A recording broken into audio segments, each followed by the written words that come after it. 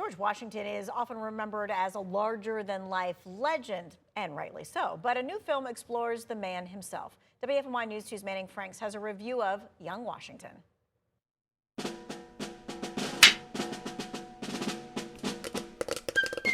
On this hot and humid day, I am here at the Guilford Courthouse Military Park, where General Nathaniel Greene engaged General Cornwallis of the British in the American War for Independence all those years ago right here. Now, in the arc of that war, one mythological figure stands out, George Washington, who, honestly, is at times more of a marble monument than an actual man of flesh and blood. But in the new movie Young Washington, well, just like any real-life hero, Washington bleeds. You are not British, yet they send you to speak for them. So that when you fail, they'll have someone to blame. In Young Washington, before he became the father of a nation, George Washington was a young and brash Virginian navigating his own ambition and responsibility.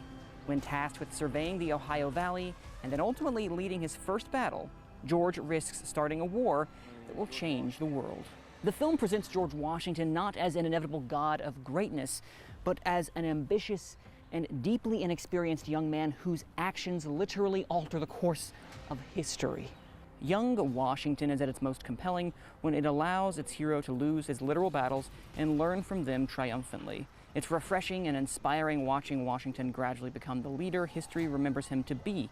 Now, the quieter moments with Washington contrast effectively with epic battle sequences. And though somewhat sanitized for a PG-13 rating, those scenes still capture the chaos and brutality of frontier warfare during the French and Indian War. However, even with a generous over 2-hour runtime, Young Washington plays at times like a Wikipedia article highlighting the best bits of his early career without delving deep enough. Because of this, the film tries to survey so much territory that its narrative occasionally feels like it can't find its footing.